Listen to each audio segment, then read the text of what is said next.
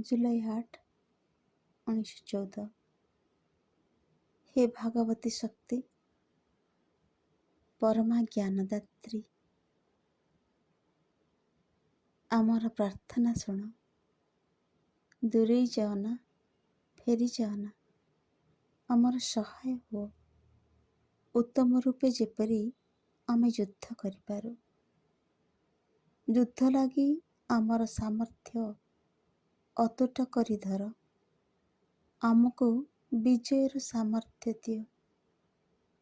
ହେ ମୋର ମଧୁମୟ ଅଧୀଶ୍ୱର, ମୁଁ ତୋତେ ପୂଜା କରୁଛି, ତଥାପି ତୋତେ ଜାଣିପାରିନି।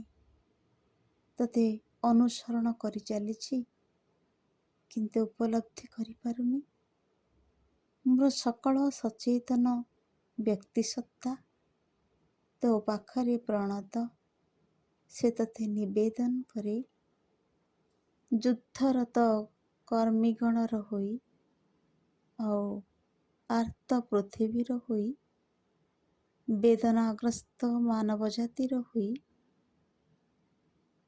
ପ୍ରୟାସ ନିରତ ପ୍ରକୃତିର ହୋଇ, ହେ ମୋର ମଧୁମୟ ଅଧୀଶ୍ୱର, ଅନୁପମ ଅଜ୍ଞେୟ ନିଖିଳ ଶ୍ରେୟ ବିଧାୟକ,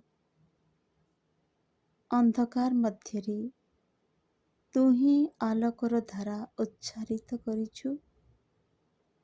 ଦୁର୍ବଳତା ମଧ୍ୟରେ ସବଳତାର ଜନ୍ମ ଦେଇଛୁ।